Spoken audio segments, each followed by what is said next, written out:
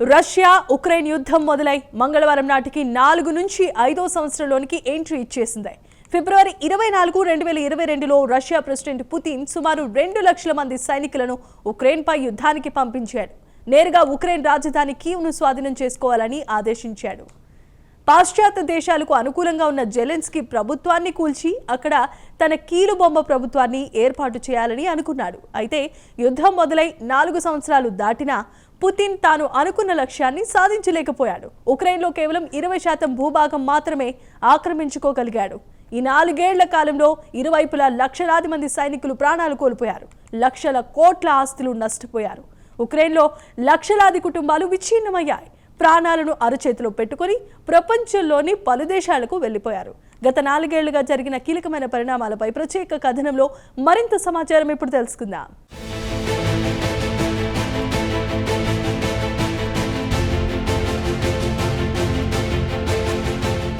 యుద్ధాలు మానవాళికి సంకటాలుగా మారిపోయాయి.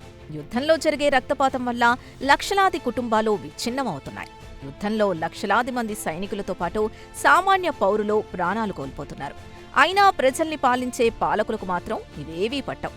ఇక అసలు విషయానికొస్తే రష్యా యుక్రెయిన్లో ఒక విధంగా చెప్పుకోవాలంటే కజిన్స్గా చెప్పుకోవచ్చు. పుతిన్ యుక్రెయిన్పై యుద్ధానికి దిగినప్పుడు దేశంలోని మెజారిటీ ప్రజలు వద్దని వారించారు.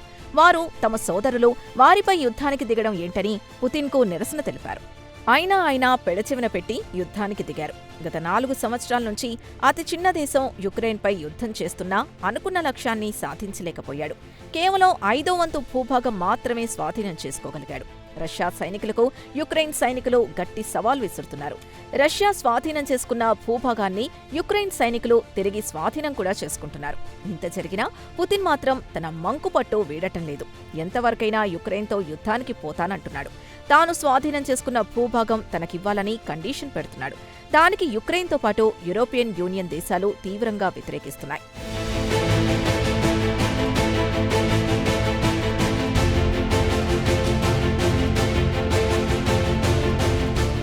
ఇక యుక్రెయిన్ ప్రెసిడెంట్ జెలెన్స్కీ మంగళవారం నాడు గ్లోబల్ మీడియాతో మాట్లాడుతూ యుద్ధం మొదలై 4 నుంచి 5వ సంవత్సరంలోకి అడుగిడినా పుతిన్ అనుకున్న లక్ష్యాన్ని సాధించలేకపోయాడని చెప్పారు.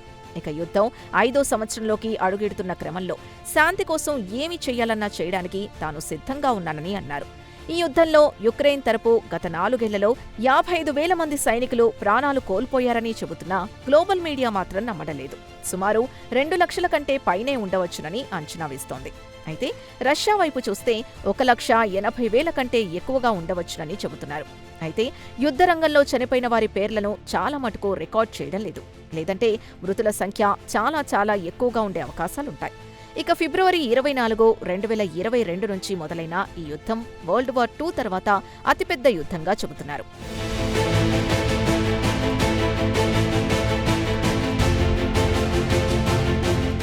యుక్రెయిన్లో నాటో దళాలు క్రమంగా పట్టు సాధిస్తున్నాయని పుతిన్ ఆరోపిస్తున్నారు.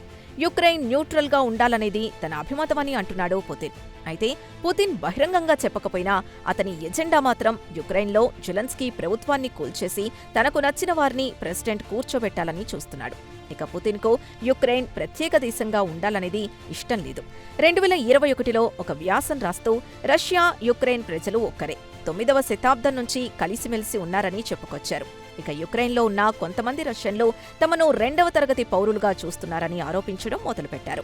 దాన్ని ఒక సాకుగా చూపించి పుతిన్ తమ పౌరుల్ని యుక్రెయిన్లో హీనంగా చూస్తున్నారని, మీకు గుణపాఠం తప్పదు అంటూ యుద్ధానికి దిగారు. కాగా జెలెన్స్కీ మాత్రం పుతిన్ తనను నెంబర్ 1 శత్రువుగా చూస్తున్నాడు, తన కుటుంబాన్ని నెంబర్ 2గా చూస్తున్నాడని చెప్పుకొచ్చారు.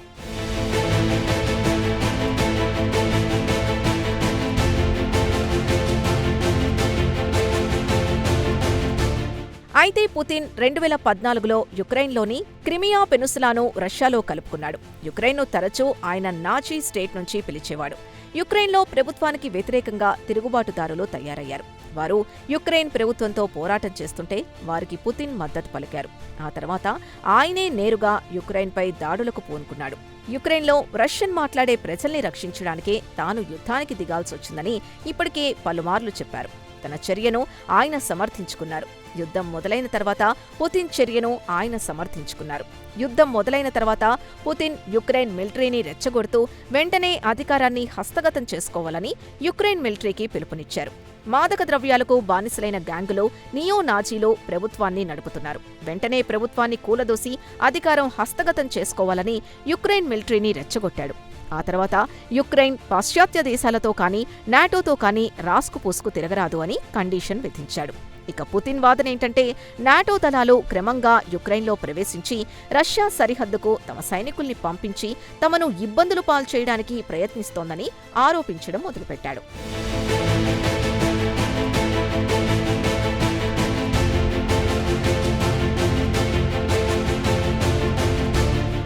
ఇక పుతిన్ వాదన విషయానికొస్తే యుక్రెయిన్ అనే దేశమే లేదు. ఆధునిక యుక్రెయిన్ సృష్టించింది రష్యా. అది 1917లో కమ్యూనిస్టు విప్లవం తర్వాత అని వాదిస్తున్నాడు. 2021లో ఆయన రాసిన ఒక వ్యాసంలో రష్యన్లు యుక్రెయినియన్లు ఒక్కటే, 9వ శతాబ్దం చివరి నుంచి ఒక్కటిగానే ఉంటున్నారని చెప్పుకొచ్చారు. 2024లో ఆయన యుఎస్ టీవీ టాక్ షోలో హోస్ట్ టక్కర్ కార్ల్సన్తో మాట్లాడుతూ యుక్రెయిన్ ఒక ఆర్టిఫిషియల్ స్టేట్ అంటే కృత్రిమంగా నిర్మించుకున్న దేశమని చెప్పారు. దీంతో అప్పుడే చాలామంది పుతిన్ యుక్రెయిన్ను కబళించడానికి ఎత్తులు వేస్తున్నాడన్న కమెంట్లు వినిపించాయి.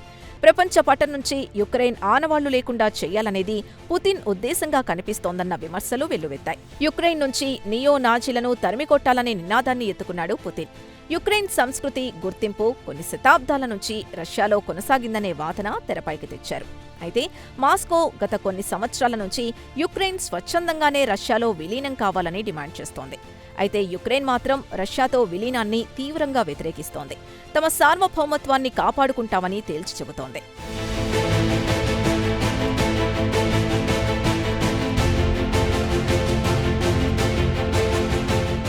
ఇక యుక్రెయిన్ ప్రెసిడెంట్ జెలెన్స్కీ టెలిగ్రామ్లో ఒక మెసేజ్ పెడుతూ 4 సంవత్సరాల క్రితం పుతిన్ ఇదే రోజు యుక్రెయిన్పై యుద్ధానికి దిగాడు. 3 రోజుల్లో కీవ్ను చిత్తు చేస్తానని ప్రగల్భాలు పలికిన పుతిన్ 4 నుంచి 5వ సంవత్సరంలోకి అడుగుపెడుతున్నా అనుకున్న లక్ష్యాన్ని సాధించలేకపోయాడని చెప్పాడు. యుక్రెయిన్ ప్రజలు బలమైన రష్యాని అత్యంత ధైర్య సాహసాలతో ఎదుర్కొంటున్నారని తెలిపారు. తన వెనుక మిలియన్ల కొద్దీ ప్రజలున్నారు. వారి ధైర్యం, వారి శ్రమ తన వెంటున్నాయని, వారి బలమే తనను ముందుకు నడిపిస్తోందన్నారు.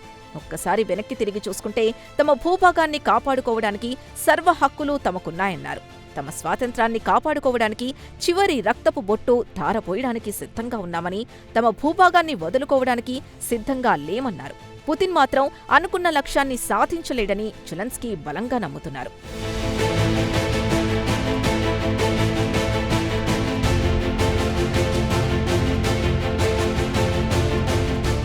యుక్రెయిన్ను ముక్కలు చేయాలనుకున్నాడు. ఈ యుద్ధంలో ఆయన ఇంకా గెలవలేదు. యుక్రెయిన్ను కాపాడుకున్నాం. శాంతి, న్యాయం కోసం, యుక్రెయిన్ ఉజ్వల భవిష్యత్తు కోసం ఏది చేయడానికైనా సిద్ధంగా ఉన్నామన్నారు. 4 ఏళ్ల క్రితం తెల్లవారుజామున బాంబుల మోతతో యుక్రెయిన్ ప్రజలు కళ్లు తెరిచారు. ప్రస్తుతం సుదూరంలో తాము పేలుళ్ల శబ్దాలు వింటున్నాం. అయితే యుక్రెయిన్లోని బూచాలో మంగళవారం నాడు యుద్ధంలో ప్రాణాలు కోల్పోయిన వారితో పాటు చనిపోయిన పౌరుల్ని స్మరించుకుంటూ సంతాప సభ నిర్వహించారు. ఈ కార్యక్రమానికి యూరోప్ నుంచి పలువురు లీడర్స్, రాజకీయ నాయకులు హాజరయ్యారు. అయితే బూచాలో సంస్మరణ సభ పెట్టడానికి ప్రధాన కారణం యుద్ధం ప్రారంభమైన రోజుల్లో రష్యా సైనికులు బూచా పట్టణంలో ప్రవేశించి రష్యా సైనికులతో పాటు వందలాది యుక్రెయిన్ పౌరుల్ని ఊచకోత కోశారు. అందుకే ఈ నగరంలో సంస్మరణ సభను నిర్వహించారు. ఇక యుక్రెయిన్ పౌరులు ఈ శీతాకాలంలో తీవ్ర ఇబ్బందులు పడ్డారు. రష్యా ఇక్కడి విద్యుత్ ప్లాంట్లను ధ్వంసం చేయడంతో విద్యుత్ సరఫరా నిలిచిపోయింది. ఇళ్లలో హీటింగ్ సిస్టమ్ లేక చలికి గజగజ వణికిపోయారు. అయితే ఎన్ని కష్టాలైనా భరిస్తాం కానీ పుతిన్కు లొంగే ప్రసక్తే లేదని తేల్చి చెబుతున్నారు యుక్రెయిన్ పౌరులు. అయితే గురువారం నాడు జెనీవాలో మరోమారు చర్చలు జరగనున్నాయి. మరి ఆ చర్చల్లో పరిష్కారం దొరికితే ప్రజలకు కాస్త ఊరట లభించే అవకాశం ఉంటుంది. లేదంటే 5 నుంచి 6వ సంవత్సరంలోకి వెళ్లడానికి ఏమంత సమయం పట్టదు కదా అంటున్నారు రాజకీయ పరిశీలకులు.